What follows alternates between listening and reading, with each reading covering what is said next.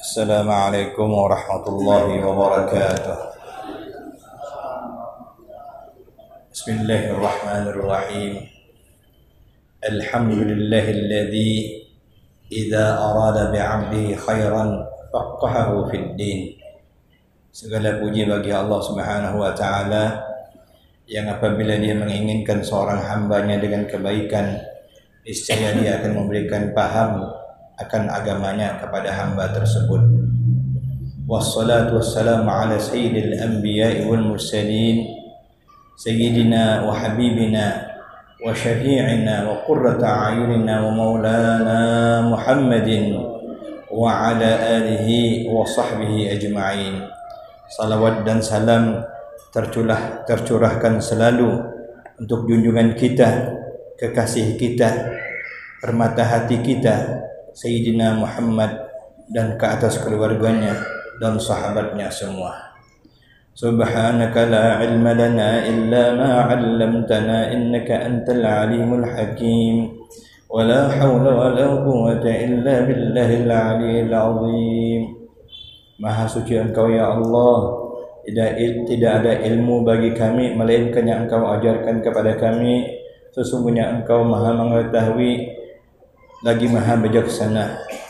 Wa kulluhum min rasulillahi multamisun gharfan min al-bahri aw rashban min ad-diyami.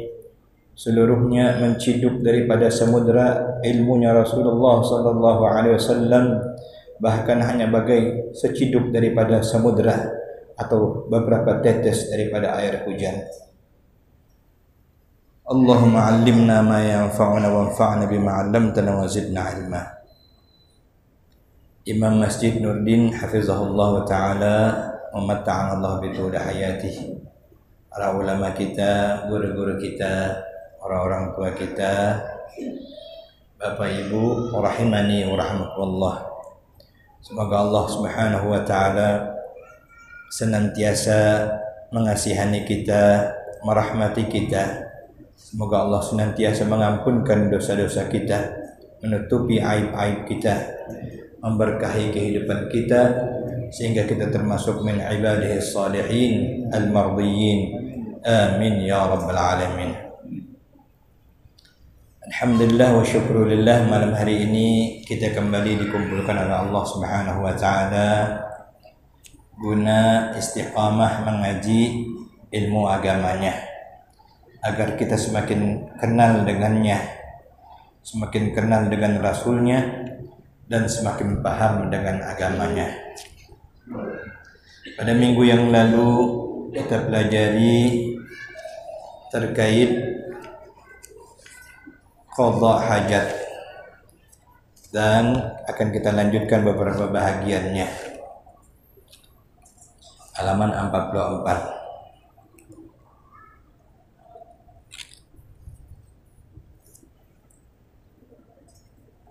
Ini tentang bagaimana ketika kita ingin qadha hajat di tengah lapang, maka haram hukumnya jika kita menghadap matahari atau membelakangi matahari.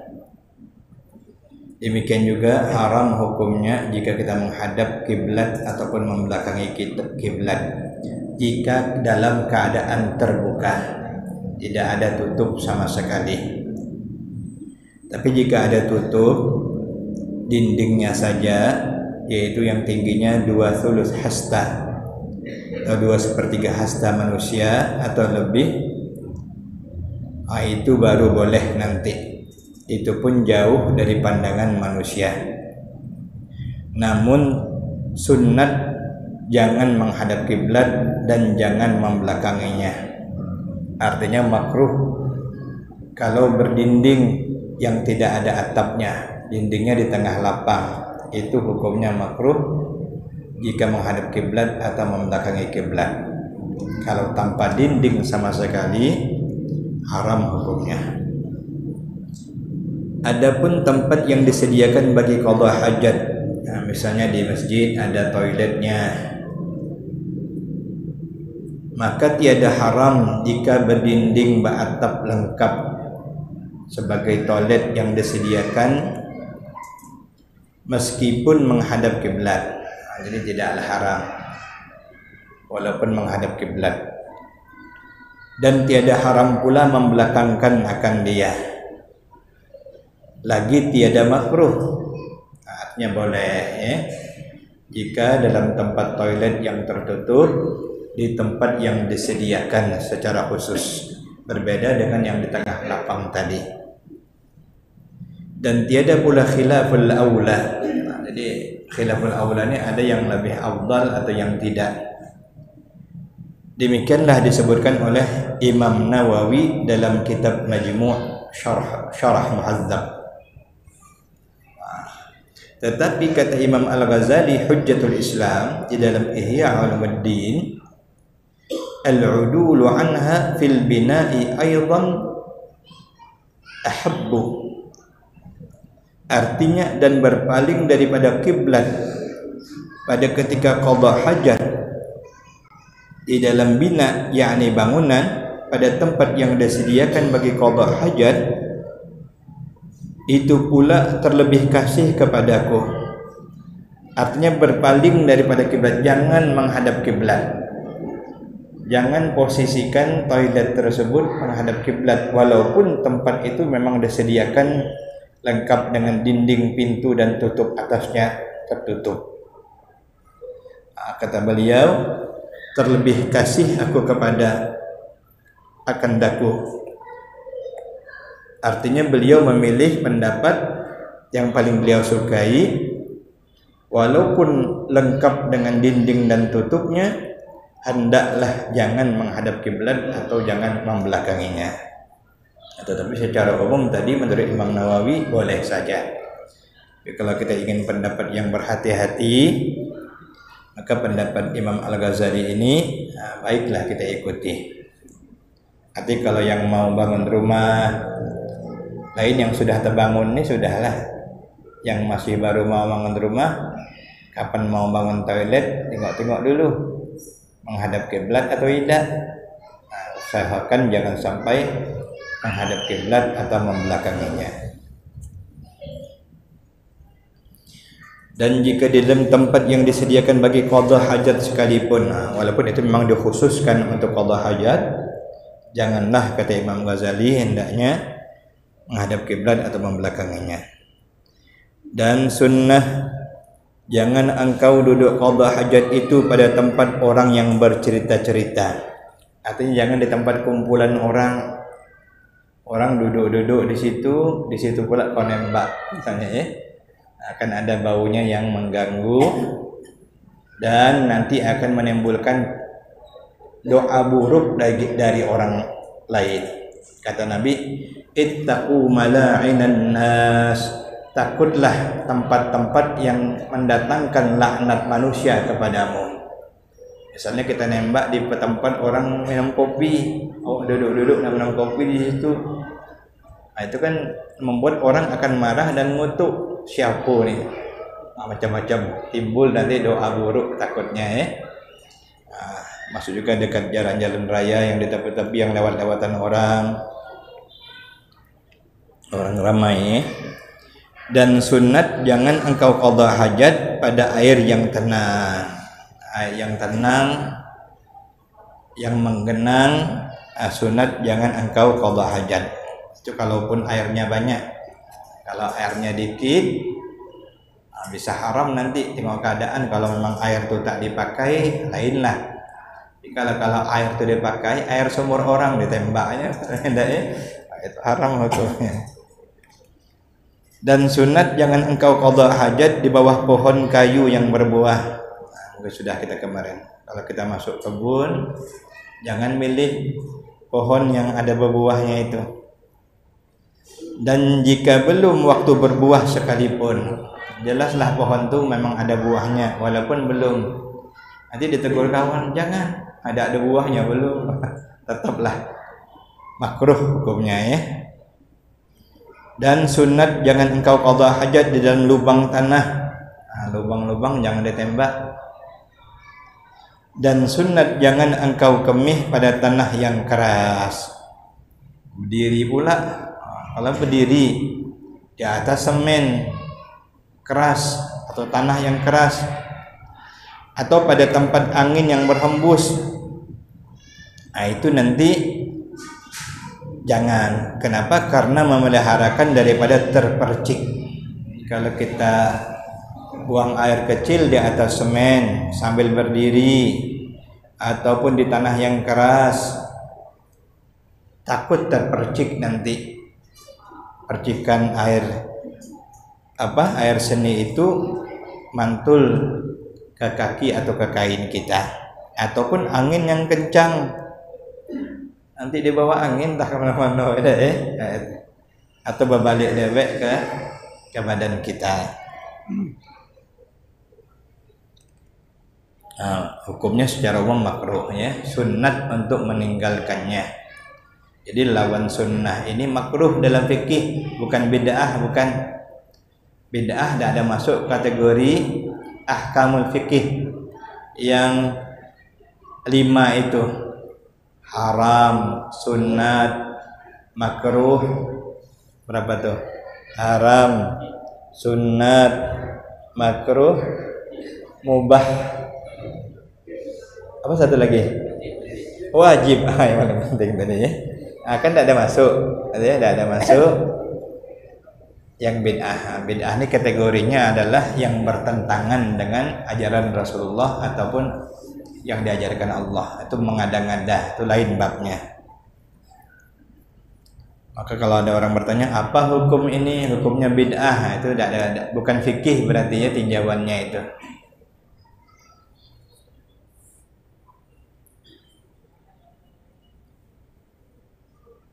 Dan sunat engkau bersandar pada ketika duduk qadha hajat itu atas kaki yang kiri. Kemarin kita ada sebut, kita di toilet jongkok, itu toilet jongkok, maka tegakkan telapak kaki kiri kita. Di situ kita bertelekannya, bersandar dan bertelekan pada kaki kiri tersebut. Di kaki kanan di lutut ini, yang ini telapak kakinya ditegakkan. Saya tidak ada kuat nak nyentuh. Coba contohkan. Kalau qadha hajat di toilet yang duduk, kaki kiri diduduki, tapak kakinya ya, tegakkan kaki kiri. Ya. Tegak boleh juga gitu, tidak apa-apa. Oke. Ya itu, atau yang tadi nggak apa-apa. Yang penting di kaki kiri yang mana kita enak. Kalau bisa tegak-tegak. Tapi kalau itu tak mau keluar nanti harus ditegakkan berarti. Tegakkan kaki kiri itu. Ya, makasih. Kasih Ustaz Yudi. Nah itu yang afdalnya. Supaya nanti salah satunya memang dia bablas itu ya, ada hikmahnya, banyak hikmahnya.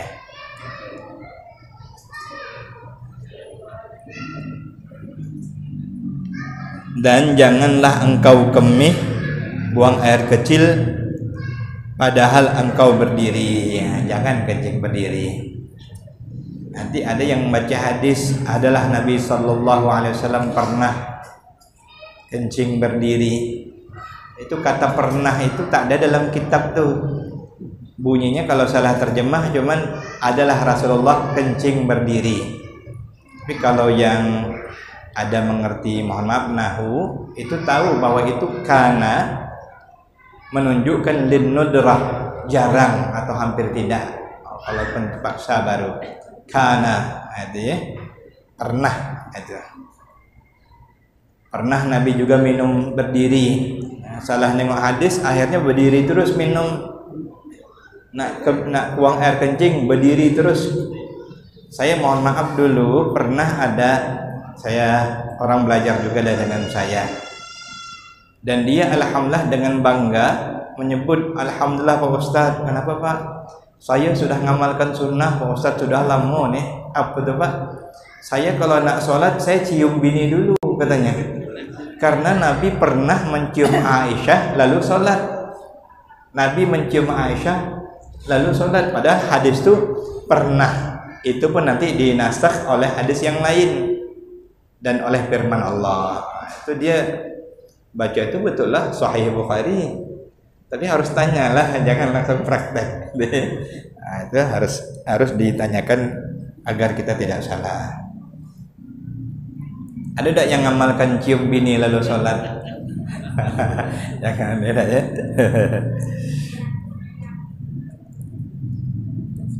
Yang demikian itu makruh. Jadi kencing berdiri hukumnya makruh. Melainkan jika ada uzur, maka tiada makruh. Nah, ini kadang-kadang ada juga masalah orang terlalu gemuk misalnya ya, payah dikit nyari posisi itu. Ataupun orang yang salisil baul, dia netes, ya, ada rembes. Kalau duduk dah ada habis, maka dia kadang-kadang terpaksa berdiri. Artinya boleh karena terpaksa atau karena ada uzur. Kalau tidak, maka hukumnya makruh. Nah, jadi kalau kita ingatkan, selagi kita masih sehat, masih sempat, masih bisa, hindarkan untuk kencing berdiri. Tetapi kalau payah nian, uzur nian, misalnya kita di jalan-jalan, kawan nunggu nak cepat, andai kita prosesnya lama nian, kawan marah, betul enggak ya? Nah, itu lain ya. Awak ikut trapel misalnya, nah trapel nunggu nanti ditinggalkannya. Nah, itu di situ nanti ada hal-hal yang tertentu yang menjadikan dia tidak makruh. Tapi secara umum hukumnya makruh. Maka yaitu tiada makruh kalau ada uzur. Dan makruh kemih pada tempat mandi. Disitulah mandi, disitulah dia buang air kecil. Nah, tempatnya terlalu kecil, disitulah dia mandi, disitu juga dia nembak. Ada ya. Lubang tak ada pula di lantai itu. Ya ada ya. Ada yang macam gini seperti ini nih. Lubang pembuangan tidak ada, tempatnya kecil, disitulah dia nembak, akhirnya kemana-mana itu airnya genang itu, air itulah tercampur-campur. Nah, itu kalau itu najis jelas kalau seperti itu ya. Tapi kalaupun ada tetap misalnya tempat air yang dibuang, namun disitulah juga kemih, disitulah juga mandi, hukumnya makruh. Karena bersabda Nabi sallallahu alaihi wasallam, la yabulanna ahadukum fi mustahammihi thumma yatawadda'a fihi fa inna ammatal waswasi minhu. Artinya janganlah berkemih seorang di antara kamu pada tempat mandinya, kemudian atau lalu maka mengambil air salat, air wudu di dalamnya, maka karena kebanyakan waswas itu daripadanya.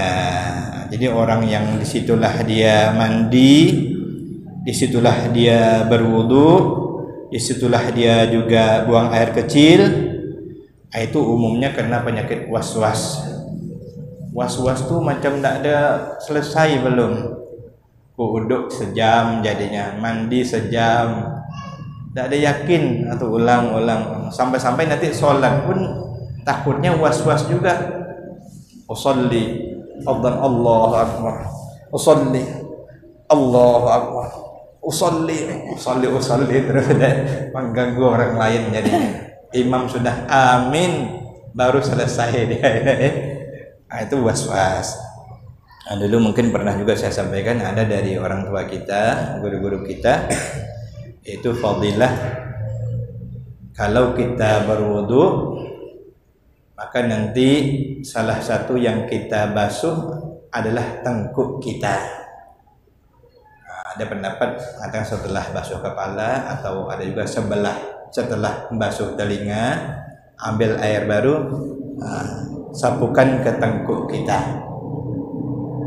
Nah, karena ada jinnya ya was-was tuh, namanya walhan.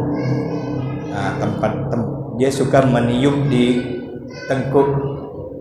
Nah, uduk malam merinding, bulu roma macam ada yang niup. Nah, itu sebenarnya walhamdulillah ya.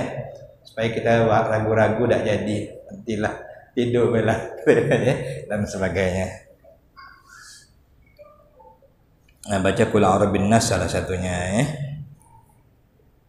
Makanya di antara anjuran sebelum kita sholat membaca Qul A'udzu Binnas atau Rabbi a'udzu bika min hamazati syayatin wa a'udzu bika rabbi ay yahdurun. Salah satunya adalah menjauhkan godaan daripada waswas.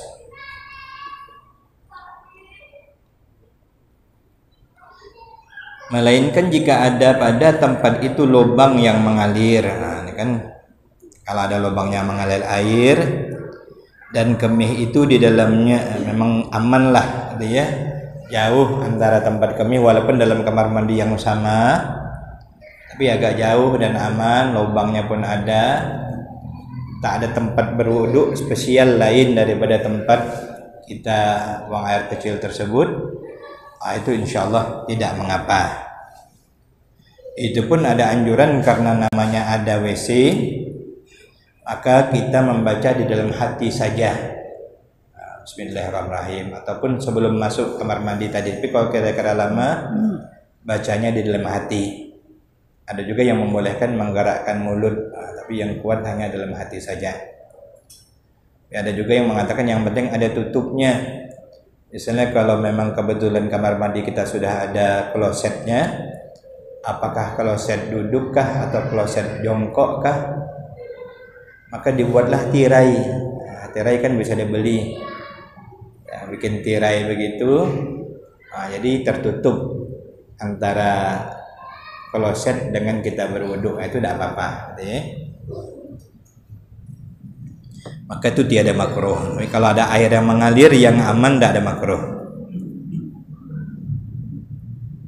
Tapi kalau tak ada tempat air mengalir, tapi kita yakin tak ada najis, hukumnya makruh. Tapi kalau jelas-jelas itulah air yang terkumpul, najis itu ya. Bisa tidak, tempatnya kecil, menggenang, kencing di situ juga, bodok di situ, tercampur-campur, itu najis. Itu penyebab azab kubur. Takutnya nanti ya, paling banyak azab kubur karena tidak bersih dalam istinja.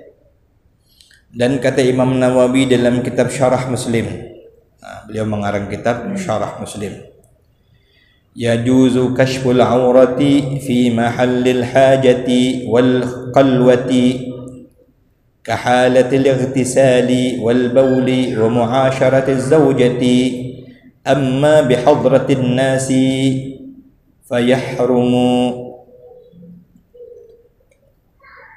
atau fayuhramu.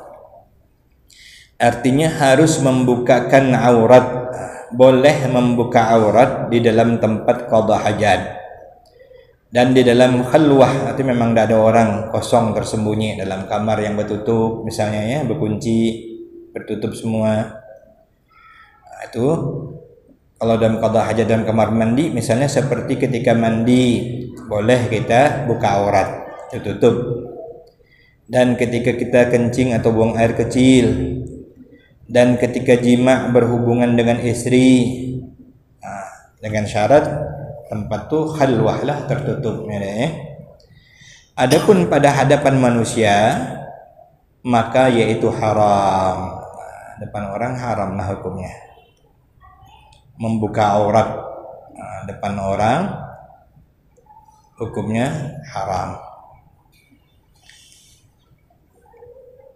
Nah, ini ada anjuran ya, anjuran walaupun dalam kamar mandi orang-orang dulu itu sangat hati-hati, ada kain khususnya ya, kain tilasan namanya, walaupun boleh. Adapun bahagi yang kedua itu maka yaitu taharah anil hadathi, yakni bersuci daripada hadas kecil, dan di dalamnya itu ada 3 fasal. Masuk ke bagian kedua, bersuci daripada hadas. Yang pertama tadi bersuci daripada najis. Jadi kita harus bedakan antara najis dengan hadas. Kalau hadis itu kalau najis jelas sesuatu yang tercemar atau keji atau kotor. Adapun hadas ini sesuatu yang membatalkan wudu ataupun yang menyebabkan kita tidak bisa mengerjakan sholat, disebut dengan hadas. Dia tidaklah kotor tapi mencegah daripada dapat mengerjakan sholat.